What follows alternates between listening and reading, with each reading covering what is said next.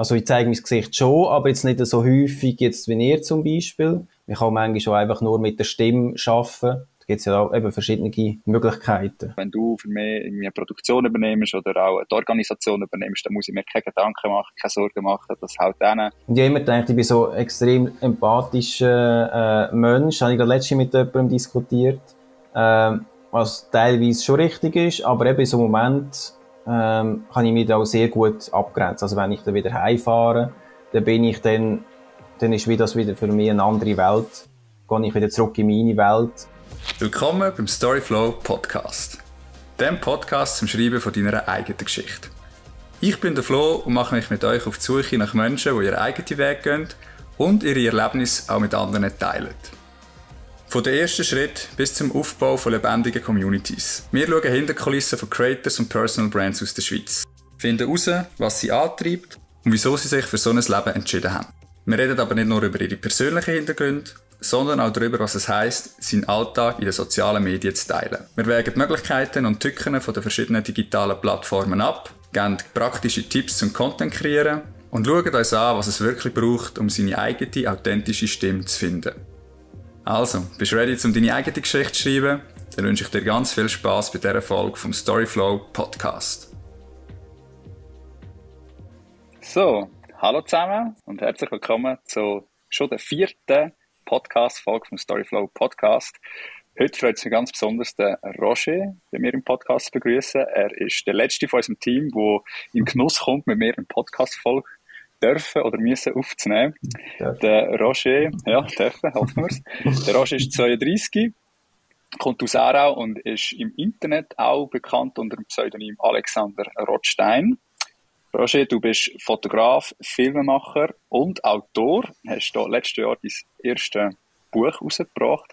Kannst du uns vielleicht gerade eingangs einfach kurz erzählen, um was es da genau geht bei dem neuesten Projekt? Weil ich finde, das ist so, du bist, glaube ich, der einzige Autor, den ich irgendwie so in meinem näheren Umfeld kenne. Und ich finde, das ist wirklich eine coole Sache. Ja, das Buch basiert ja auf meinem gleichnamigen Projekt, kann man sagen, The Seven Memories, wo es so ein bisschen darum geht, dass ich so die bewegendsten Erinnerungen von Menschen festhalte, dass ich treffe Leute. Die meisten sind mir, also zumindest am Anfang, fremd und unbekannt. Und dann schreibe ich kürzere und längere Biografien oder schreibe ihre Lebensgeschichte aufgrund von Gesprächen, die ich mit ihnen führe. Und das mache ich schon länger, auch schon seit eben 4 Jahren auf Insta, wo ich das angefangen habe. Und eben dann irgendwann gedacht, eben so eine Buchform wäre für das noch recht geeignet, mit diesen Bildern, in Kombination mit Text, dass man sich auch ein bisschen mehr auf die Geschichte einlassen kann, weil Insta ja auch recht schnelllebig ist, wie auch ein Blog. Musst du auch recht Zeit nehmen, um dort mal eine längere Geschichte zu lesen. Darum mit einem Buch, wo man sich wirklich Zeit nimmt, ist ja eigentlich so die logische Folge gewesen davon. Und auch ein schönes Projekt zum Umsetzen, weil ich habe noch nie ein Buch gemacht und ist auch nicht immer so einfach, oder? Und ist auch, ja, jetzt muss ich sagen, von mir und von einigen auch so ein bisschen ein Lebenstraum. Definitiv. Also, ich weiß nicht, ob ich es mal noch jemals schaffe, ein Buch zu schreiben, aber das ist sicher auch immer so etwas, wo man so ein bisschen im Hinterkopf hat, irgendwann ist im Leben ein Buch schreiben, dann musst du, glaube ich, ein genug spannendes Leben geführt haben, dass du kannst ein Buch schreiben. Wobei es muss ja nicht um Geschichten aus deinem Leben gehen. Du hast jetzt da auch bewusst eine Form gewählt, wo du Geschichten von anderen Menschen willst erzählen.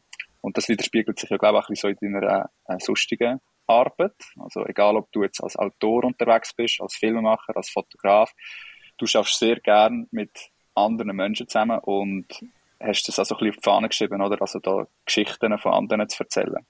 Genau. Also vielleicht, was ich am wenigsten gerne mache, ist Produkte irgendwie bewerben und so weiter. Weil eben, ich arbeite wirklich am liebsten mit Menschen zusammen und denke mir auch eben, wenn man irgendjemanden, sagen wir, auf der Straße sieht, du hast ein Gesicht vor dir, frage mich immer so, was könnte da für eine Geschichte dahinter stecken? Und je nachdem eben denkt man es gar nicht, hält man es gar nicht für möglich. Je nach einer Person schätzt man sie ganz anders ein. Und eben auch filmemässig. Ich habe früher auch ein Kurzfilmprojekt umgesetzt. Dort bin ich noch ein bisschen aktiver gewesen. Jetzt habe ich ein bisschen mehr mit Schreiben, also videotechnisch schon noch unterwegs. Aber eben ich habe verschiedenste Projekte umgesetzt.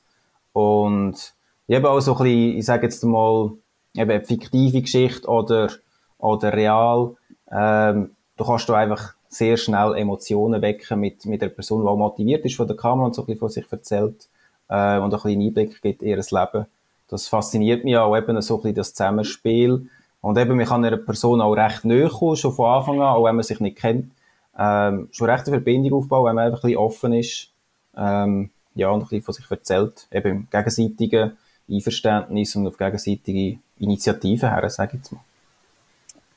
Ich denke, das ist auch ein bisschen etwas, was uns zwei vielleicht verbindet, also das Interesse an Geschichten von anderen Menschen. Was ich bei dir da wirklich sehr faszinierend finde und inspirierend, weil du das schon so lange auch machst, dass du wie keine Hemmungen hast, da wirklich auf, eben wie du gesagt hast, jetzt auch zum Beispiel Leute auf der Straße zuzugehen oder einfach mit wildfremden Leuten dich auf so ein Projekt oder auf so ein Interview vielleicht auch einzulassen. Hat natürlich auch, also bedingt auch, dass die andere Person sich irgendwo durch sicher fühlt bei dir. Wie stellst du das an, dass Leute sich dir gegenüber so öffnen? Also ich muss sagen, es hat natürlich bei mir auch ein bisschen eine Vorlaufzeit gebraucht, jetzt von 1 bis 2 Jahren, bis ich mich überhaupt mal getraut habe, so ein bisschen tiefere Themen oder ein bisschen persönlichere Themen anzusprechen. Zuerst bin ich auch so ein bisschen auf der Schiene Beruf, Hobby gewesen, was auch spannend ist. Aber mir jetzt eben ein bisschen gereizt, auch ein bisschen mehr, noch ein bisschen mehr zu erfahren. Und eben, das Hauptding ist wirklich eben, dass du Vertrauen aufbaust, halt am Anfang auch etwas von dir erzählst und dich auch ein bisschen verletzlich zeigst und den Leuten auch ein bisschen Zeit gibt, mit dir warm zu werden. Es gibt natürlich verschiedene Charaktere, Teil sind nach 5 Minuten schon voll offen und Teil brauchen jetzt vielleicht länger oder sind noch unsicher.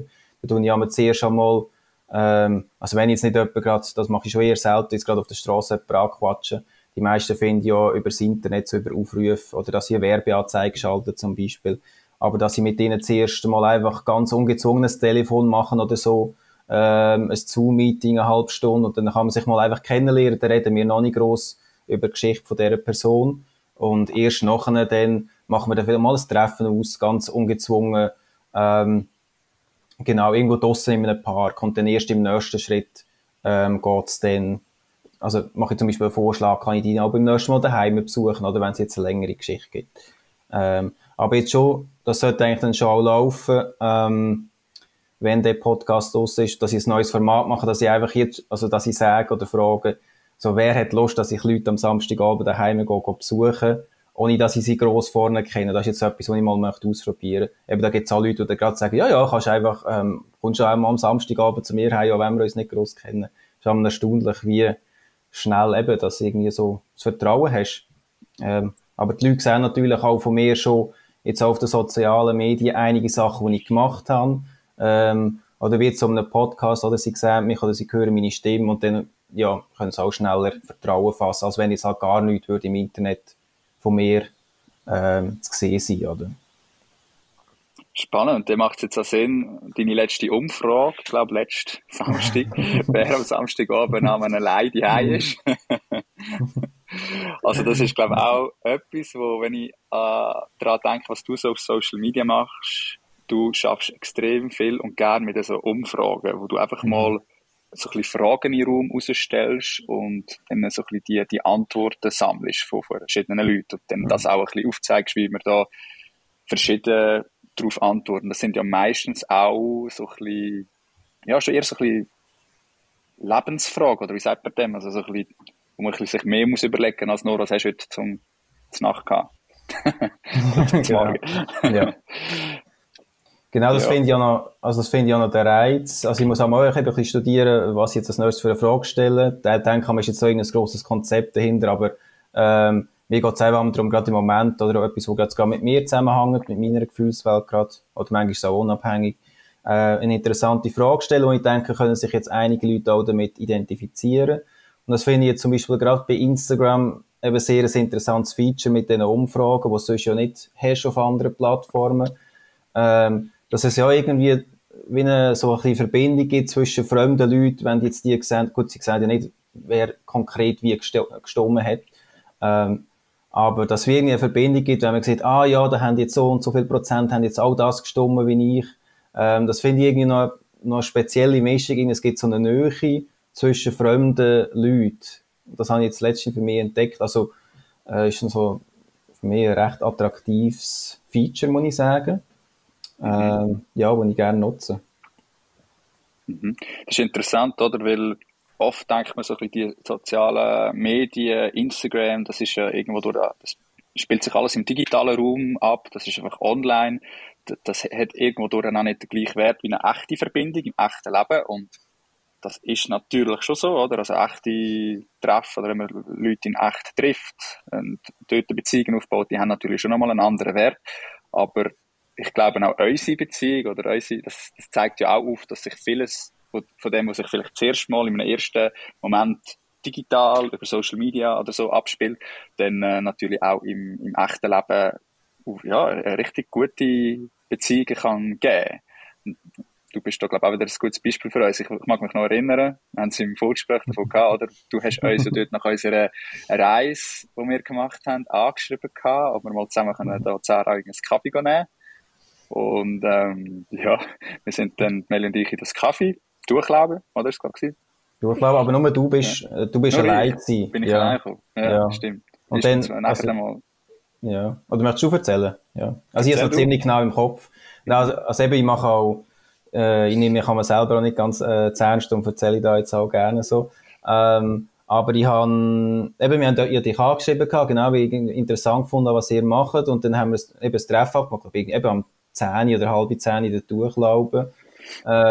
Und dann eben, ich schlafe am Morgen immer gerne ein bisschen länger und dann irgendwie eben bin ich so verwacht, so ganz gemütlich und irgendwie bin auch ein bisschen döset und so und dann, plötzlich sehe ich so eine Nachricht von dir, irgendwie eben so vielleicht 9:45, so eben, du, kommst du noch? Und ich so, oh Scheiße, ich habe das voll vergessen. Aber das ist wirklich einer der wenigen Mal, dass ich jetzt wirklich einen Termin verschlafen habe. Das ist mir nachher wirklich nicht passiert, vielleicht ist das jetzt wirklich auch leer gewesen. Und du hast aber wirklich noch, ich habe dann noch schnell geduscht und alles, und wir müssen mit dem Velo noch hinfahren. Aber du hast sicher etwa 3/4 Stunde hast du noch gewartet und hast vielleicht irgendeine Zeitung gelesen oder so. Aber ja, eben, du hast mir dann nicht übel genommen, oder? Und eigentlich erstaunlich, dass wir jetzt ja noch zusammen arbeiten, habe ich mir nachher gedacht. Weil der erste Eindruck von mir ist ja nicht gut gewesen, oder? Aber trotzdem hast du irgendwie, ja, können Vertrauen fassen. Aber eben, das sage ich ja mal so, eben so Sachen, wenn ich jetzt so etwas erzähle, eben, das macht einem ja auch menschlich und das ist ja noch ein bisschen etwas, so, eben zu dem Vertrauen beiträgt, dass ich mich jetzt nicht super ernst nehme, auch wenn es manchmal vielleicht ernster aussieht auf Social Media, aber eben, so im echten Leben bin ich eigentlich, ja, habe ein bisschen ein Köbi, manchmal. Du, wer weiss, vielleicht ist mir das, gerade das, sympathisch gewesen. Ja. Ich bin sonst meistens der eher so ein bisschen kurz vor knapp oder eher vielleicht ein bisschen spät so Treffen erscheint. Und dass ich mal so früh hat können dort sein und mir schön in Ruhe noch eine Zeitung lesen, das ist ja dann, manchmal auch fast ein bisschen ein Geschenk, gell? Ja. Und eben mittlerweile, also, wir haben es eingangs kurz erwähnt, oder? Also, du bist ja schon länger jetzt auch für uns, tätig im Unternehmen. Übernimmst du immer wie mehr auch, ja, Funktionen oder Verantwortung von mir, auch fürs Team. Du bist da mittlerweile auch in einer Rolle als Head of Production, wo du das ganze Produktionsteam eigentlich führst. Und da wäre es natürlich schon noch gut, oder, wenn man da jemand Zuverlässiges hat. Aber also seit ich dich auch kenne, bist du wahrscheinlich einer von den Menschen, die ich als am zuverlässigsten empfinde, wo ich auch gerade in so Projekten, ja, wo ich dir am Anfang sicher noch mit mehr Mühe abgeben, weil das immer auch mit Loslassen zu tun hat. Aber wenn ich mittlerweile genau weiss, wenn du für mich irgendwie eine Produktion übernimmst oder auch die Organisation übernimmst, dann muss ich mir keine Gedanken machen, keine Sorgen machen, das haut denen. Und eben, manchmal habe ich sogar das Gefühl, wenn du bei Kunden auftauchst, hinterlässt vielleicht sogar schon nochmal ein bisschen besser und seriöser Eindruck, als wenn ich da mit meinem Cap daherkomme. Du hast natürlich Stil, ja. Oder Charakter. Ich weiss nicht, ich habe einfach Haare, wo man mit einem Cap ausbändigen, genau. Sonst würden die Leute gleich wieder umdrehen und davonlaufen. Ja, glaube ich. Ja, spannend. Vielleicht, wenn wir dort kurz einen Einschub machen, so ein bisschen deine Arbeit bei uns. Du bist eben bei uns jetzt nicht als Autor unterwegs, aber als Geschichtenerzähler. Wer weiss, vielleicht kommt das mit dem Schreiben ja dann auch mal noch, aber du bist eigentlich vor allem als Filmemacher und Fotograf unterwegs. Gestern hast du zum Beispiel mal gerade ein Fotoshooting gehabt, bei Spectrum in Zürich. Ja. Kannst du dort vielleicht ganz kurz erzählen? Nimmt mich Wunder, wie das gelaufen ist. Ja, es war im Seal City gewesen, aus jetzt für 3 Monate. Ja, so eine Art wie, also so verschiedene Lichtinstallationen, also schon in einem geschlossenen Raum, aber verschiedene Lichtstationen aufgebaut haben, wo einfach, eben kannst dich, ja, selfie-mässig ablichten. Und das war auch meine Aufgabe gewesen, weil dort dann gerade der Eröffnungsabbruch war. Und dass man einerseits eben die Installationen abfotografiert und nachher auch eben zu Werbezwecken auf der Webseite und auch eben noch in Kombination mit Leuten, die halt dort interagieren. Und ist für mich jetzt auch mal eine andere Welt gewesen. Es hat noch ein paar Influencer da gehabt. Bin ich sonst auch nicht so unterwegs. Aber ich habe es spannend gefunden. Und eben bin fotografisch unterwegs oder filmtechnisch. Und da finde ich eben schön, man kommt an Orte hin, wo man sonst nicht unterwegs ist. Das ist wirklich noch eine sehr dankbare Arbeit. Oder wie zum Beispiel auf Baustellen, wo wir vielleicht auch noch kurz auf zu sprechen kommen. Genau, das ist so ein bisschen da gewesen. Und Bearbeitung gebe ich dann eben ab, jetzt intern. Tun wir das so ein bisschen managen und habe ich auch jetzt den Überblick, eben so, was die Produktionsseite angeht. Jetzt Social Media bist ja du ein bisschen mehr involviert als auf dieser Seite als ich. Ich bin mehr so eben die klassischen Produktionen, Foto und Video, auch das ganze Planen, so ein bisschen Konzepte erstellen und dann Kontakt mit den Kunden. Genau. Ich habe es noch spannend gefunden, oder, wo du gestern geschrieben hast, also du hast uns ein Foto geschickt im Teamchat, oder? Ein schönes Selfie von dir, von deinen Lichtinstallationen und dann nachher irgendwie ein Satz, da gibt's ganz viel Insta-Husbands. Jetzt hast du irgendwie ganz viel Insta-Husbands, die du kennenlernst oder so. Ja, das stimmt. Das war schon witzig gewesen, ja. Genau, aber eben, meine ich ja nicht so im abwertenden Sinn, sondern einfach, weil ich es nicht kenne oder jetzt mal live gesehen habe, wenn man es irgendwie liest, oder eben, ich bin irgendwie kurz mal so ein bisschen starstruck gsi, weil eben ich so ein Gesicht gesehen habe, wenn ich jetzt irgendwie jahrelang nur immer online gsi, und dachte so, oh was, das ist jetzt die wirklich. Ja, das ist eben für mich eine interessante Erfahrung. Genau. Wer ist es? Natti Style, oder? Natti Style, ja. Genau. Wer weiß, ist vielleicht auch mal bei uns im Podcast, wäre auch mal spannend. Ja, vielleicht, ja.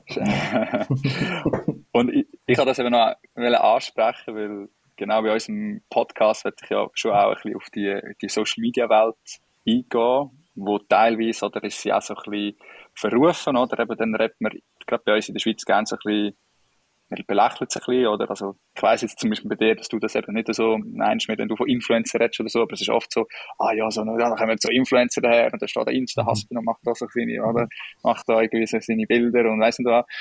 Und ich denke dann oft so, eben, das Wort Influencer, gut, bei mir ist es relativ offensichtlich, oder, ich bin wahrscheinlich so grossen Teil auch ein Influencer, oder? Mache ich auch so Sachen, aber du bist ja auch eben online unterwegs, bist sicher auch auf gewissen Dingen Influencer. Ich glaube, ganz viele, die sich das gar nicht überlegen, oder die sich da nicht so Gedanken machen, die das einfach immer abnehmen, auf dieser Seite sind Influencer, das sind alle die einfach nur so alles irgendwelche Produkte verkaufen und irgendwie, viel auch mit Fake und was auch immer und so arbeiten. Und auf der anderen Seite sind es dann eben, hört man eher, das ist der Fotograf, der Filmemacher, der Autor oder der Musiker oder weiss ich auch nicht, der Sportler. Und überlegt sich aber dann gar nicht, dass das ja eigentlich auch alles Influencer irgendwo durch sind und uns beeinflussen. Weißt du, was ich meine? Ja. Also man kann ja dort keine harte Grenzen machen, sondern es sind mehr die Medien, also ich meine nicht die sozialen Medien, sondern die klassischen Medien, die ja dort oft so ein bisschen das bewusst auch steuern. Und wenn man eben wieder mal eher etwas ins Negative will sein oder belächelt, dann redet man halt vom Influencer. Der Influencer wird wieder das und das botten und so. Und wenn man aber etwas Positives über jemanden redet, dann ist eigentlich die gleiche Person nicht mehr der Influencer, sondern ist eben nachher vielleicht irgendwie der aufstrebende Musiker oder der Fotograf oder irgendwie der Backpacker oder was auch immer. Oder? Ja, und sowieso, also ich habe mir letztens auch überlegt, eben erstens einmal, also habe ich auch über LinkedIn mal kurz etwas geschrieben gehabt. LinkedIn ist ja eigentlich ein bisschen etwas anderes. Eben so, da sage ich, es ist mittlerweile auch so das Facebook im Business angezogen. Aber in Alltag manchmal, da denke ich, ja, eben, es stimmt irgendwie wirklich so, einfach viele Selfies umeinander und so, und es sollte ja eher schon ein bisschen beruflich, so ein bisschen berufliche, also Professionalität da sein. Aber am anderen Tag denke ich wieder, ja, ist mir jetzt voll sympathisch, eben selbst ich, du manchmal irgendwie merke, schwenke ich von der einen Meinung zu der anderen. Und dann, was ich mir eben auch überlegt habe, ist, ich kenne dich jetzt persönlich und ich kenne dich jetzt, würde ich sagen, schon recht gut. Aber eben, wie es dann aussen gegen Insta ist, wenn jetzt jemand halt schon so ein bisschen, eben das Mindset hat, so ein bisschen abwertend gegenüber Leuten, die sich jetzt viel zeigen im Internet, dann, sagen wir, bekommt ihr jetzt zum Beispiel auf eurem eben Storyflow-Profil oder Meli und Flo, wie ihr sie dann nennt, bekommt ihr eigentlich so ein bisschen da, wo in dieser Sicht bestätigt, sage ich jetzt mal. Aber eben, ich kenne dich jetzt oder euch so gut, dass ich sage, ja, eben so hinter dem Profil ist noch viel mehr anders und die sind jetzt noch ganz normale Typen, ganz gute Freunde mittlerweile eben und wo ich sehr sympathisch finde, aber wenn ich euch nicht wirklich kenne und irgendeinen Tag hätte, wo ich denke, ja, das ist jetzt irgendwie schon alles ein bisschen zu selbstdarstellerisch, dann würde ich vielleicht auch bei euch auf dem Profil bestätigt werden im ersten Moment, oder bis ich euch ein bisschen näher kennenlerne. Also es ist immer auch viel eben, wie man sich selber sieht oder selber so ein bisschen das Bild hat von der Welt, wie man sich halt gerade, jetzt nicht gerade zurechtlegt, aber jetzt irgendwie eben so gerade ein bisschen in dieser Stimmung auch ist, finde ich. Also recht, eben ist auch nicht faktisch alles, oder? Recht, ja, sehr emotional, oder? Auch. Ja. Und ich glaube, es ist auch eine von diesen grossen Challenges, die man ja, vielleicht hat, wenn man sich öffentlich zeigt oder dazu entscheidet, dass man irgendwie auf Social Media ja, ein Profil führt, das öffentlich ist und wo man auch wirklich irgendwie postet und sich selber zeigt, oder? Man macht sich natürlich auch für diese Seite angreifbar und eben eine der grössten Herausforderungen ist sicher, dass eben mit der Authentizität, wo wir uns ja auch probieren, irgendwie auf die Fahne zu schreiben und schon immer irgendwie probiert haben, hey, ja, okay, wir teilen unser Leben und ja, wir haben viele schöne Momente in unserem Leben, aber irgendwie wollen wir ja auch zeigen, dass das wie das wirkliche Leben auch ist. Und das ist nicht immer gleich einfach, da weiss ich genau, auch mit der Meli haben wir auch über das geredet in unserer Podcast-Folge, dass das nicht immer so einfach ist, einfach mehr auch, weil natürlich in schlechten Momenten, oder? Dann denkst du jetzt nicht denkst dann halt nicht im ersten Moment auch noch dran, oh, das zeigt jetzt da tun jetzt noch ein Foto machen, oder? Da muss man sich ja mal überlegen, ganz unabhängig von Social Media, oder wenn du einen Moment festhalten, du haltest die Moment fest, wo dir gut tun, wo du willst festhalten, wo du dich nachher willst zurückerinnern. Und in der Regel, wenn du irgendwie einen schlechten Moment hast, dann denkst du jetzt nicht in du willst vor allem, dass der Moment vorbeigeht, oder? Und dann denkst du nicht im ersten Moment, oh, ich nehme das Handy für und mache jetzt da eine schöne Aufnahme von dem irgendwie, sondern das denkst du mehr so in dem Moment, wo du denkst, oh, wow, ich hätte am liebsten, dass das gar nicht vorbeigeht. Und darum zeigt sich das wahrscheinlich auch auf Social Media viel mehr so und gibt es viel weniger Profil, weil es auch eben mehr Überwindung braucht, um sich irgendwie auch verletzlich zu zeigen und irgendwie auch diese Seite zeigen, weil das halt einfach meistens, wenn es einem schlecht geht, dann hat man halt andere Probleme, als ob man jetzt das noch irgendwie auf Social Media teilt oder nicht. Aber es gibt ja dann noch die andere Seite, wo dann das auch recht viel zeigt. Ich meine, der Grad ist ja recht schmal.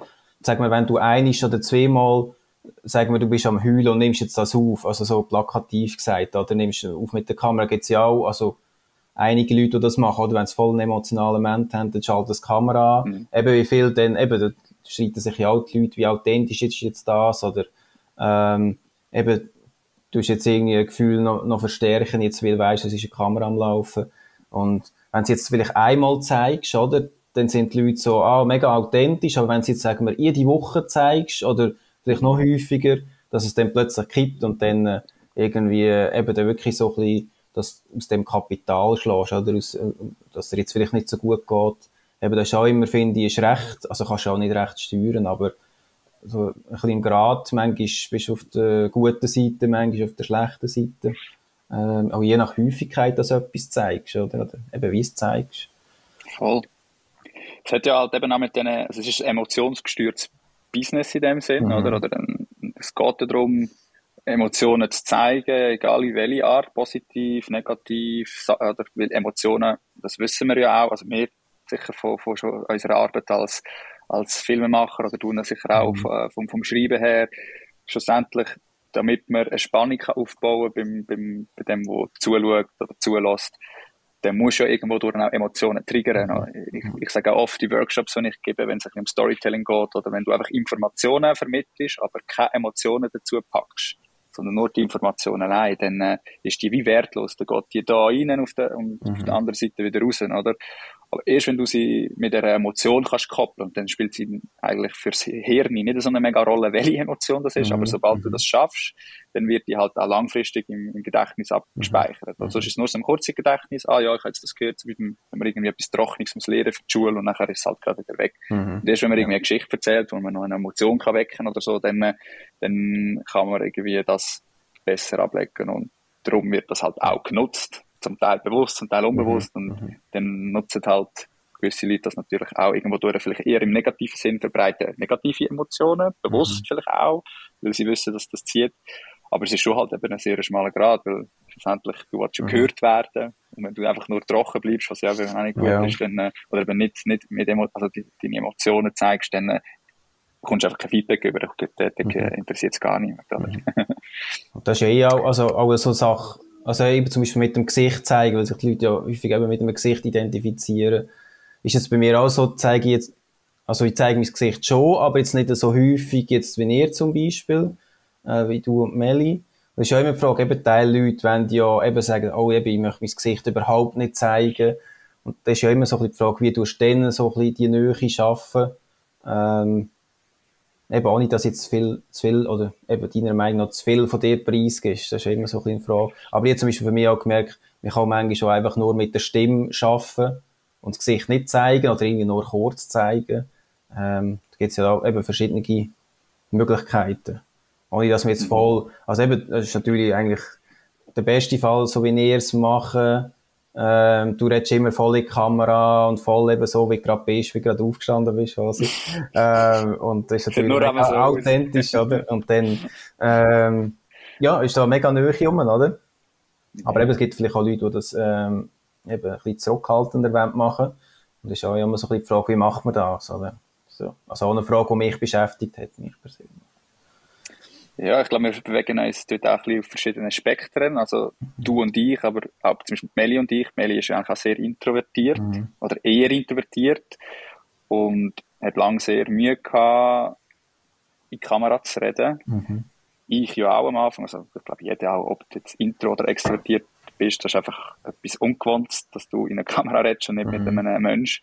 Ich glaube, das ist ja das, was jetzt zum Beispiel so ein Podcast-Format so viel einfacher macht, als einfach, also irgendwie, wenn wir jetzt ein Interview machen und ich würde irgendwie eine Kamera vor die Nase stellen und ich verstecke mich sozusagen hinter der Kamera und stelle dir Fragen, dann hättest du auch viel mehr Mühe, irgendwie einfach locker zu bleiben. Und so führen wir einfach das Gespräch, oder? Dann ist es so einfacher.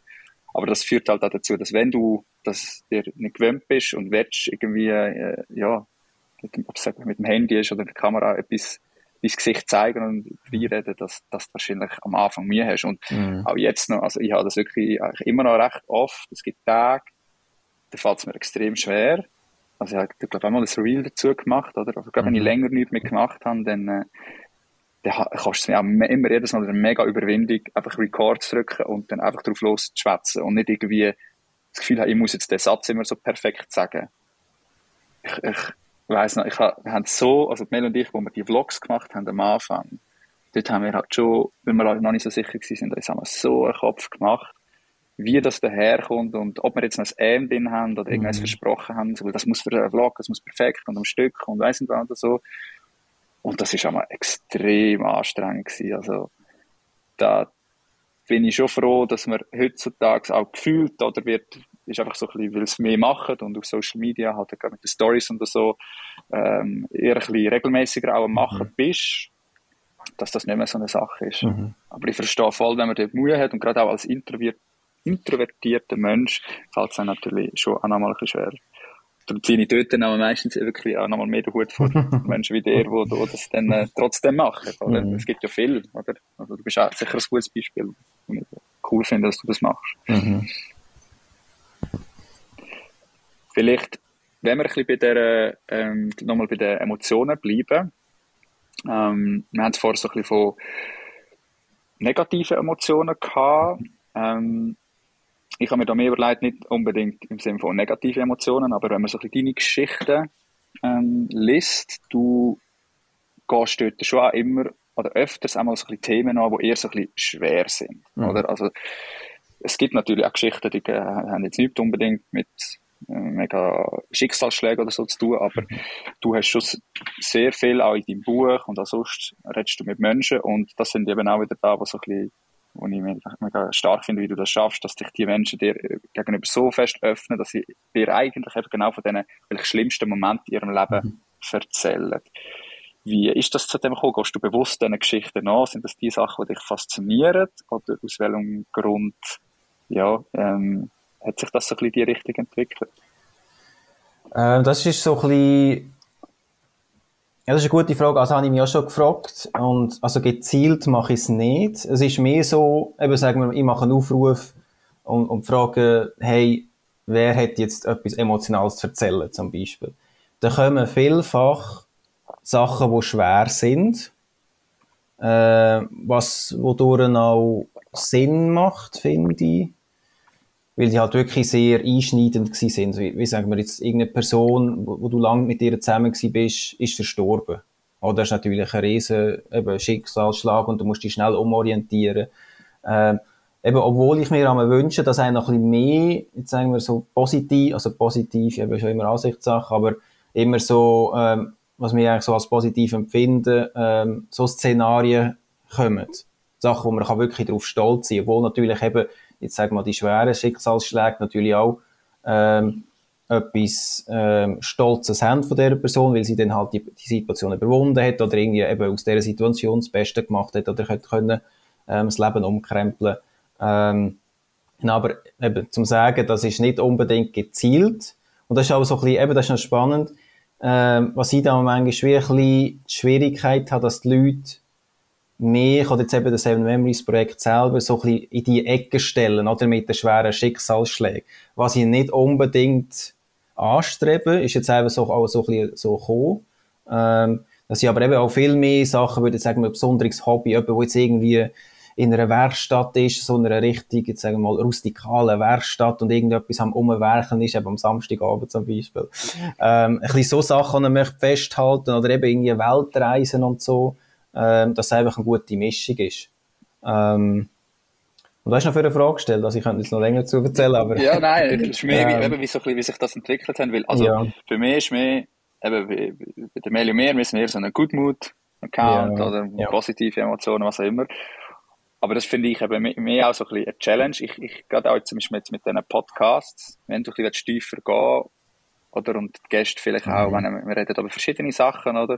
Mich nimmt es dann halt schon auch rein aus Eigeninteresse schon auch immer Wunder, was sind so ein bisschen einerseits natürlich der Werdegang, aber mehr auch so ein bisschen die Sachen, die einen prägen und oft prägen ja schon auch eben Schicksalsschläge oder Sachen in der Kindheit oder Sachen, die vielleicht halt nicht so gut gelaufen sind oder wo man dann nachher im Erwachsenenleben oder nach der Erfahrung anders machen will.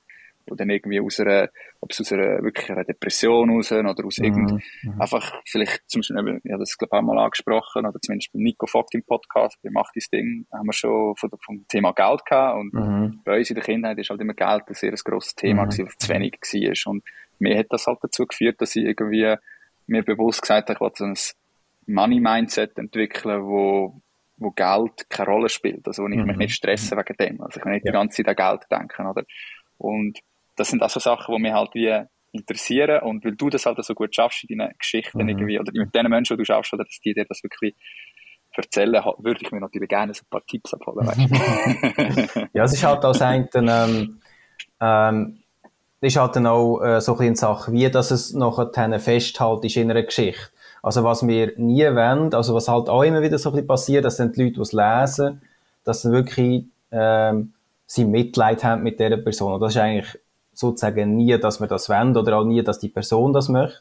Darum schaue ich dann zum Beispiel auch gerade beim Schreiben jetzt mittlerweile recht penibel drauf, wie ich schreibe, dass jetzt nicht nur einfach eine Aneinanderreihung von schweren Ereignissen ist, sondern dass so ein bisschen eine Mischung ist, eben, wie die Person damit umgegangen ist und was dann auch so ein bisschen jetzt so eben so ein bisschen die positiven Lehren daraus sind oder positive Konsequenzen daraus, wenn es das gibt. Ist nicht immer möglich. Da ist sicher mal das eine.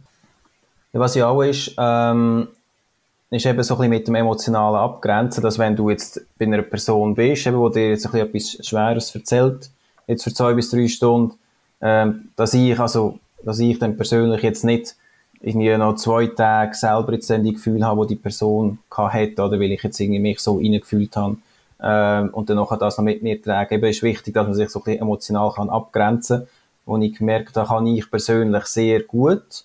Und ich habe immer gedacht, ich bin so ein extrem empathischer Mensch. Habe ich gerade letztens mit jemandem diskutiert, was teilweise schon richtig ist, aber eben in so einem Moment kann ich mich da auch sehr gut abgrenzen. Also wenn ich dann wieder heimfahre, dann ist das wieder für mich eine andere Welt.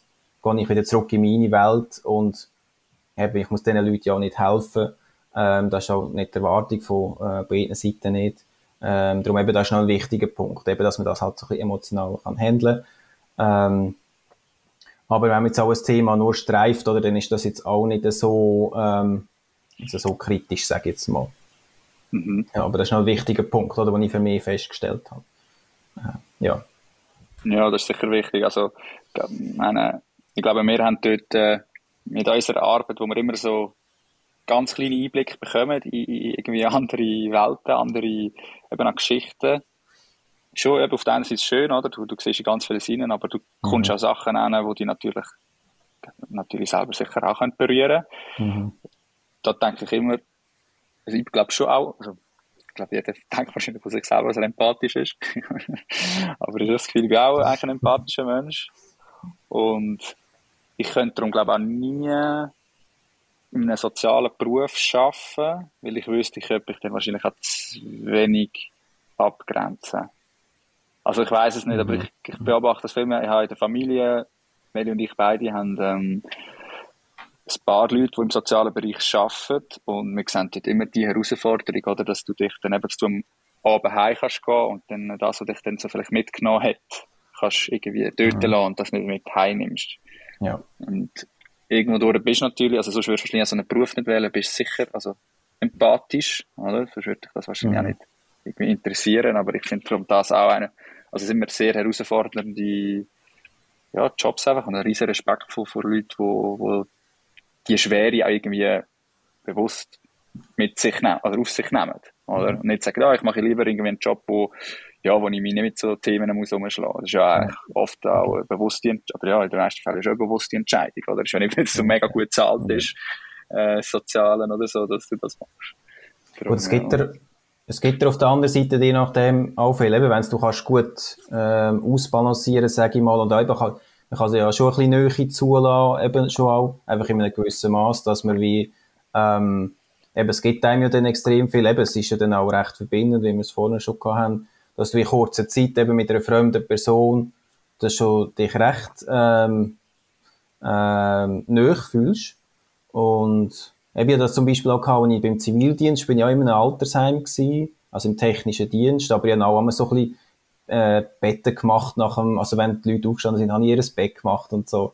Und das ist auch, da bin ich ein halbes Jahr, glaube ich, gewesen. Und dann bin ich auch so, wo ich dann nachher gegangen bin, also mich zum Verabschieden, bin ich auch noch zu Teilen älteren Leuten halt noch ins Zimmer gegangen, um zu sagen, hey, ich bin jetzt dann weg, ja, für immer eigentlich. Und dann ist auch eine gewesen, die ist auch, mit der habe ich auch immer noch ein Gespräch geführt gehabt. Und die ist, glaube ich, auch halb blind gewesen. Aber da hat mich dann nachher so mitgenommen, eben, da bin ich irgendwie nachher schnell ins WC 5 Minuten heulen. Ja, weil es mir wirklich so traurig gedacht hat, dass ich jetzt die Frau halt nicht mehr gesehen, oder? Das war auch eben in Bern gewesen, also nicht gerade um die Ecke. Und, eben, das war auch schön gewesen, eben mit diesen Leuten halt auch, wirklich auch eine Verbindung zu haben. Ist auch nicht mal so gewesen, dass ich jetzt mit dieser Frau, mit der Eltern über schwere Themen geredet habe, aber ja, wir haben jetzt auch immer können ein bisschen austauschen und so ein bisschen updaten, so wie jetzt der Tag gerade läuft und so. Eben, das ist schon noch, es gibt einem auch viel, oder? Eben, wenn man sich kann abgrenzen da immer wieder. Ja, definitiv. Also, ich denke, es geht ja immer so ein bisschen, wenn man sich einen Job oder einen Karriereweg auswählt, es gibt verschiedene Motivationen, wieso dass man etwas macht, oder? Viele sagen, oder sicher viele doch, die denken, mal, Geld ist irgendwie wahrscheinlich die grösste Motivation, wieso dass du arbeiten gehst, wieso dass du dir eine gewisse Karriereentscheidungen triffst, oder? Weil du einfach mehr Geld willst haben. Und da gibt es aber auch ganz viele, die sich wahrscheinlich Jobs auswählen, wo sie einfach Sinn stiften, oder? Wo sie irgendwie wissen, wenn sie heimkommen, wenn sie die Arbeit gemacht haben, hey, sie haben an dem Tag etwas Sinnvolles gemacht, oder? Und im sozialen Bereich musst du natürlich nicht weit nach dem Sinn suchen. Der ist natürlich gegeben durch die Arbeit an sich, dass das Sinn ergibt, dass man da anderen Menschen hilft. Wie siehst du das so ein bisschen vielleicht auch bei unserer Arbeit oder jetzt dann auch in deinem Fall, wo du mit diesen Geschichten oder so, wo siehst du den Sinn in dieser Arbeit, in deinem Projekt? Gut, das ist natürlich, ja, ist noch eine schwierige Frage. Nach dem Sinn, das ist immer die Sinnfrage. Das ist ja auch eben immer etwas subjektiv. Machst du jetzt zum Beispiel etwas, was systemrelevant ist? Das ist ja auch so ein bisschen ein Begriff, der irgendwie aufgekommen ist. Jetzt zum Beispiel meine Geschichte, also mit den Seven Memories, mit den Lebensgeschichten, ist für mich der Sinn, gut, ich überlege mir jetzt nicht, ob das jetzt in der Gesellschaft einen Sinn ergibt. Also ich denke mir jetzt, klar, es hilft auch anderen Leuten, die sich damit identifizieren können, das ist auch, und sich dann zum Beispiel weniger allein fühlen oder mehr gehört fühlen und so weiter. Aber das ist jetzt nicht etwas, was ich mir überlege. Also, mir, blöd gesagt, einfach gesagt, muss es einfach Spass machen und eben, ich bin so ein bisschen für die zwischenmenschliche Verbindung und so ein bisschen das Experimentelle. Man weiss nicht, welche Person kommt jetzt als nächstes oder man ist sich am Anfang fremd und noch tut sich so ein bisschen eben die Vertrautheit entwickeln. Das ist so ein bisschen da, wo es für mich persönlich Sinn macht. Aber ob es jetzt für die Gesellschaft Sinn macht, oder ob sich jetzt die Gesellschaft zum Beispiel nur unterhalten fühlt von dem, das lasse ich so ein bisschen offen. Und zum Beispiel sagen wir jetzt im Videobereich, eben denke ich jetzt auch nicht gross drüber nach, ehrlich gesagt. Das macht mir auch Spass. Aber zum Beispiel eben jetzt wie das mit der Baustelle, die wir machen, dass wir einen Lernenden einen halben Tag oder einen Tag begleiten und nachher ein Porträt daraus machen, wo eben dann nachher auch Schulabgänger dann nachher anzieht, im besten Fall für den Beruf. Das ist schon etwas, was Sinn ergibt, oder? Also so ein bisschen die Berufswerbungen und allgemein Werbungen für Projekte. Eben, oder sonst allgemein filmische Arbeit, wo ich mich auch eben konzentriere auf Menschen und ihre Projekte. Ist natürlich schon so, eben, du bringst irgendeine Idee, die es wert ist, raus in die Welt. Von dem her, das ist schon auch sinnstiftend, kann man jetzt sagen, nach meinem Verständnis, oder? Aber die Leute würden auch sagen, ja, braucht es jetzt nicht unbedingt, oder? Das ist ja auch immer so individuell und schlussendlich muss jeder für sich selber den Sinn sehen, oder in dem, was er oder sie macht. Das hast du extrem gut gesagt, finde ich. Ich habe dem, glaube ich, gar nicht mega viel hinzuzufügen. Ich finde auch einfach, es ist wichtig, dass man irgendwo durch einen Sinn sieht in dem, was man macht. Und ich hoffe natürlich, dass wir irgendwo durch Sinn ergeben mit dem, was wir machen. Sei es jetzt auf Seite, ob mit dem Podcast und vorne durch oder hinten durch, dass wir, also die Aufträge, die wir irgendwie für Kunden machen, ja, dass man irgendwo durch einfach auch einen Wert erschafft, oder? Es ist halt bei uns einmal schwierig fassbar, es ist auch nicht in dem Sinn Materielles, oder, wo man anlängen kann, sondern es sind mehr, eben, wir helfen irgendwie Ideen, Botschaften überzubringen und das kann dann einen Effekt haben, das kann dann einen Einfluss haben auf Entscheidungen von Menschen und ja, eben, wie du gesagt hast, sehr subjektiv, dann, ob man das sinnvoll findet oder nicht, kommt dann natürlich auch immer auf die Sache drauf an, ob man jetzt sinnvoll findet, dass dann vielleicht jetzt in dem Fall ein Oberstufenschüler sich für eine Lehre auf dem Bau entscheidet oder nicht, oder? Schlussendlich, wenn das dann für den eine gute Wahl war und er vorher von dem nicht gehört hätte, oder? Und vielleicht durch das Video von uns auf das aufmerksam worden ist und das nachher wirklich eine gute Sache wird, dann hat es Sinn ergeben, oder? Und ja, darum eben, kommt wahrscheinlich immer, es ist sehr, sehr individuell. Aber cool. Gut, ich denke, was ich so sehr gerne, einfach wirklich, weil du jetzt halt bist, würde ich mit dir schon gerne auch noch ein bisschen in deinen Werdegang hineinschauen. Mache ich so eher ein bisschen am Anfang von diesen Podcasts. Wir haben jetzt schon über ganz viele andere spannende Themen geredet. Aber, weil du ja das eben mit deinen Geschichten, die du erzählst, von anderen Leuten auch ein bisschen machst, fände ich, wäre es schon auch angebracht, dass wir bei dir auch mal ein bisschen nachfragen, hey Roger, wie hat denn das ausgesehen? Wo ist der kleine Roger aufgewachsen? Nein, also nicht, dass wir jetzt die ganze Lebensgeschichte hören, aber es würde mich schon wundern, ich kenne so deinen Werdegang natürlich als Erwachsener ein bisschen.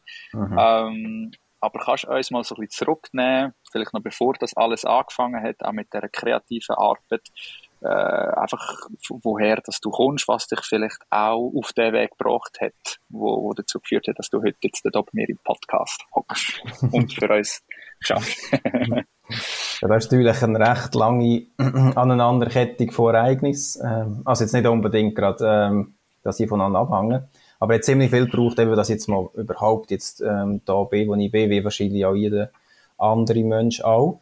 Also mein Elternhaus, also ich bin ja aufgewachsen, also ich sage jetzt mal aus Geschichten erzählerischer Perspektive ziemlich langweilig. Also meine Kindheit, es ist wirklich alles wirklich auch sehr entspannt gewesen.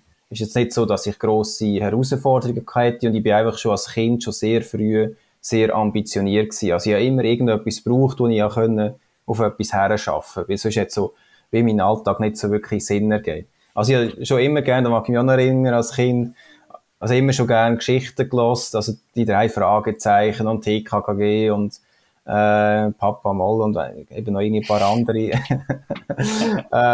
andere ja, Geschichtenreihen.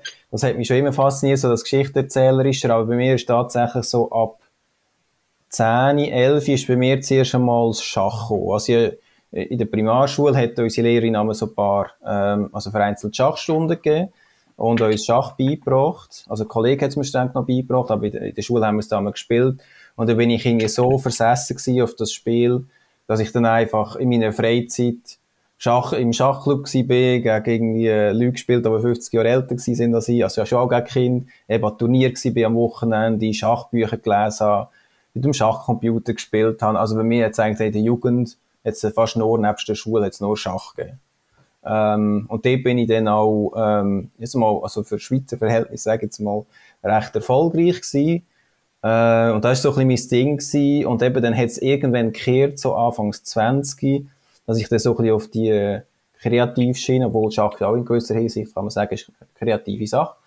Aber bin ich so ein bisschen auf die Kreativschiene gekommen, mit dem Schreiben zuerst, und dann ist dann nachher wieder das Video gekommen, und nachher wieder das Schreiben. Also es ist so ein bisschen, wieder so ein bisschen so ins Künstlerische reingerutscht. Aber eben die Jugend ist nur Schach gewesen. Oh. Das ist so ein bisschen im Schnelldurchlauf. Mhm. Wie bist du denn, also eben das mit dem Schach, das ist ja so ein bisschen dazumal deine grosse Leidenschaft gewesen. Also wenn man irgendwie sich gefragt hat, wo das der Roger ist, dann ist er sicher irgendjemand an einem Schachbrett gehockt.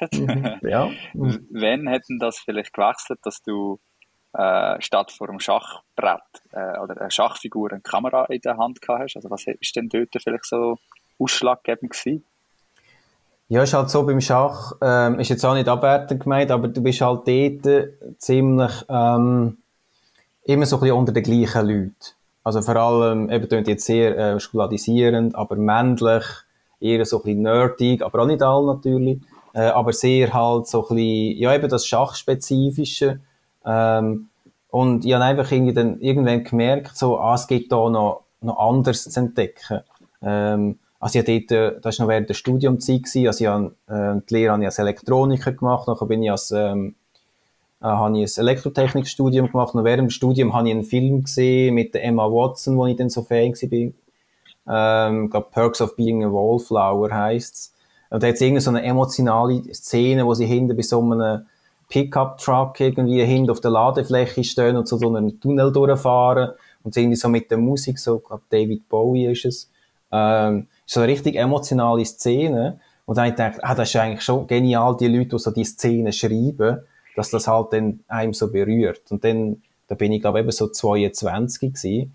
Da habe ich gedacht, ja komm, jetzt möchte ich auch mal probieren, einen Roman zu schreiben. Und dann habe ich wirklich 2 Jahre, dann hat es wirklich dann langsam gewechselt. Und ich gedacht, ja, Schach habe ich jetzt schon viel erreicht.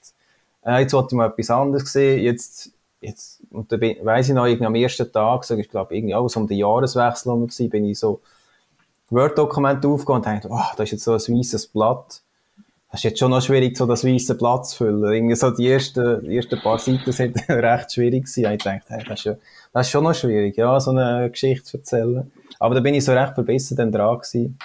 Ja, und auch dort bin ich einfach 2 Jahre wirklich eben noch vor dem Studium noch eine Stunde früher aufgestanden, dass ich noch schreiben kann. Da bin ich so voll dann dort ambitioniert gewesen dann, oder? Da hat es dann wie einen fließenden Wechsel gegeben, oder? Spannend. Wie so einzelne Momente, gell, irgendwie nachher das Ganze, den Rest vom Leben plötzlich können beeinflussen, oder eben jetzt mit dieser Filmszene und dich dann in eine andere Richtung irgendwie, ja, auch treiben. Ich finde, du hast das noch schön gesagt, oder? Wenn man so etwas Neues anfängt, das ist ein sehr starkes Symbol, oder? So eine weisse Seite. Ja. Oder? Also, bei uns wir haben ja den Slogan, man schreibt deine eigene Geschichte und so, oder? Und es geht ums Geschichten schreiben. Und da ist natürlich das Symbol, hey, du kannst jedes Mal eigentlich wie deine Geschichte neu verschreiben, oder? Also, nur weil du jetzt Schachspieler gewesen bist und irgendwie alles vielleicht dem untergeordnet hast, heisst das nicht, dass du dann nochmal eine neue Geschichte kannst schreiben. Und auch jetzt, oder? Du kannst ja, da bist ja, finde ich, auch du wirklich wieder ein sehr gutes Beispiel. Du spielst aktuell mit dem Gedanken zum Beispiel auch, dich als Gefängniswächter, oder du hast dich als Gefängniswächter beworben, was auch wieder etwas ganz, ganz anderes ist. Und ja, ich weiss nicht, wie machst du das? Also, brauchst du das auch im Leben, dass du sagst, hey, irgendwie, ich kann nicht zu lange das Gleiche machen, ich muss immer wieder mal neue Sachen ausprobieren, wieder eine neue Geschichte davon schreiben? Ja, manchmal schon. Also ich muss dazu sagen, da mit dem Gefängniswächter, also man stellt sich immer so vor mit einer Waffe und so. Muss ich ehrlich gesagt sagen, eben, weiss ich auch nicht genau, auf was ich mich würde einlassen. Der Begriff ist eher Aufseher, dass eben die Leute so im Trakt innerhalb umeinander begleitest oder eben mal Essen verteilst. Nicht so eben, dass du voll jetzt da voll der Muskeln bepackte Wächter bist mit Schlagstock und so, wie es in den Filmen irgendwie jetzt siehst. Genau. Und da ist auch eben gar nicht sicher, ob denn das wirklich zustande kommt oder nicht. Aber genau, ist schon so, dass ich immer wieder ein bisschen, ich sage jetzt mal, einen neuen Impuls brauche. Manchmal bin ich auch eben wie ein bisschen gelangweilt, wie zum Beispiel, wenn ich irgendwie umgezogen bin und nach 2 Jahren in der gleichen Wohnung, nicht so, dass ich jetzt gerade wieder würde umziehen, aber so, es tut sich einmal der Alltag wieder so ein bisschen einpendeln und ich bin dann recht schnell mal ein bisschen gelangweilt. Kann man jetzt sagen, oder kann man sich fragen, ist jetzt das eine gute Sache oder nicht? Dass ich könnte ja einfach den Ansatz haben, dass ich jetzt mit dem Leben, das ich habe, dass ich einfach zufrieden bin und so auf die kleinen Sachen konzentrieren. Aber ich brauche auch immer wieder ein bisschen neuen Impuls, was schon nicht schlecht ist, eben, und dann irgendetwas Neues probieren. Sag so neue Routinen oder im Alltag schon nur, oder eben halt dann beruflich vielleicht irgendwie noch ein bisschen etwas Neues anpacken. Sehe ich aber auch immer recht entspannt, nicht, dass ich jetzt auf Biegen und Brechen irgendetwas muss verändern, im Regelfall. Das heisst, wir müssen jetzt nicht damit rechnen, dass du von heute auf morgen, was meine das mit dem Gefängnis, mit der Aufsicht, wie heißt das? Aufseher, ja. Aufseher, genau, das steht ja immer noch im Raum, das könnte dann mal noch sein. Aber dass du irgendwie plötzlich sagst, jetzt habe ich irgendwie keine Lust mehr auf Video und auf das, sondern ich werde jetzt Bäcker. Ja, Bäcker schon nur nicht wegen dem Aufstehen. Aber nein, es ist nicht. Also momentan, das, was ich jetzt mache, ist schon recht gefestigt. Und ich weiss jetzt auch recht gut, wo ich so ein bisschen durch will. Zumindest ja, so ein bisschen vage und gefühlsmässig. Von dem her ist da nicht gerade jetzt wirklich eine fundamentale Änderung vorgesehen. Eben ist auch so, dass ich mir sage, eben, so ein paar Jahre Fokus auf irgendwie, sagen wir, ein spezifisches Projekt braucht es halt auch, um irgendwie, sagen wir, jetzt vom Fleck zu kommen. Wir könnten ja auch sagen, ja, jetzt habe ich da irgendwie 2 Jahre ein Projekt gestartet und das läuft so mittelmäßig. In dem Fall breche ich es jetzt ab und mache etwas Neues. Eben, manchmal braucht es auch länger, dass irgendetwas so ein bisschen von Grund auf dann halt irgendwie läuft oder dass du deinen Stil gefunden hast, deine Stimme, oder auch einfach den Weg gefunden hast, der bei anderen gut ankommt. Eben, dass manchmal auch länger muss dabei bleiben, oder? Und solange es Spass macht, dann ist ja alles okay. Das finde ich auch ein sehr gutes Learning, das du jetzt gerade ein bisschen auch aufgefasst hast. Vielleicht auch für Leute, die erst am Anfang stehen, eben erst noch so eine leere Seite vor sich haben, die sie füllen wollen. Gibt es sonst noch irgendetwas, wo du zurück überlegst, eben der Roger vor noch irgendwie 10 Jahren, als er gestartet hat, vielleicht auch mit seinem neuen Weg, wo du dem vielleicht gerne gesagt hättest und denkst, hey mal, das wäre eigentlich noch gut gewesen, wenn ich das dazu mal schon gewusst hätte. Vor 10 Jahren hast du gesagt? Ja, einfach vor, also du hast gesagt, mit 22, so einfach so am Anfang 22, von ja. Wo du angefangen hast, so ein bisschen deinen eigenen Weg zu gehen dort. Ich bin dort ja noch voll im Studium gewesen. Ich könnte natürlich, also ich habe mir manchmal schon gedacht, ja, eben, ich habe ja nie gearbeitet als Elektroingenieur. Ich habe mich gerade dann wirklich eben selbstständig gemacht mit Video und Foto. Und nebendran habe ich noch nicht erwähnt, eben, da bin ich noch teilweise Kinderschachtrainer gewesen. Und eben, wir könnten jetzt darüber streiten, hat es jetzt das Studium gebraucht zum Beispiel oder nicht. Wenn ich jetzt irgendwie die 3 Jahre vom Studium jetzt gespart hätte, aber trotzdem gut habe ich es durchgezogen. Ich habe auch viel eben methodisch auch gelernt für mein, also fürs Schaffen, wie man irgendwie kann fokussiert arbeiten oder wie man das Problem gezielt angeht, so ein bisschen methodisch. Von dem her ist das schon gut gewesen. Weil halt einfach, eben, manchmal denke ich, hätte ich noch gerne ein paar Jahre mehr jetzt, oder dass ich jetzt erst 27 wäre, aber mit dem gleichen Stand jetzt schon wie jetzt. Aber schlussendlich hat es das schon auch gebraucht, um sich so ein bisschen zu entwickeln. Und ich glaube, ich würde nicht gross etwas anderes machen. Ich habe auch recht, eben, viel ausprobiert. Eben, jetzt würde ich sagen, jetzt schon ein paar Jahre jetzt einfach gebraucht, zum Experimentieren, dass ich so jetzt meinen eigenen Stil gefunden habe. Und jetzt denke ich schon seit einem Jahr habe ich jetzt so wirklich meinen Stil gefunden, den ich jetzt so ein bisschen verfolgen. Und das braucht einfach auch Zeit. Ja, von dem her recht zufrieden, so wie es gelaufen ist. Also in dem Sinn Geduld haben, sich Zeit geben, nicht irgendwie erwarten, dass das alles von heute auf morgen irgendwie funktioniert oder dass man von heute auf morgen seinen Stil findet, oder? Würdest du auch so unterschreiben, oder? Ja, am Anfang ist wirklich eben so ein weisses Blatt und ja, wenn du wirklich gerade alles neu bist in so einem Gebiet, eben ja nicht gerade den Anspruch haben, irgendwie, oder auch, sagen wir jetzt zum Beispiel mit dem Viral gehen oder so, das ist jetzt etwas, was mir jetzt überhaupt nicht wichtig ist, sagen wir jetzt in Bezug auf Instagram, sondern eher eben nachhaltig etwas aufbauen, dafür immer ein bisschen stetig. Ja, so ein mein Ansatz, ja.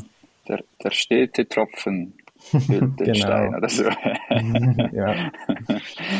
Hey, sehr, sehr schön. Ich finde, das ist eigentlich ein toller Abschluss von dieser Podcast-Folge. Wir könnten natürlich noch ewig wahrscheinlich uns vertun in verschiedensten Themen. Ich bin auch überzeugt davon, dass das nicht unsere letzte Podcast-Folge sein wird, dass wir dort vielleicht ab und zu wieder mal so ein Check-in machen können.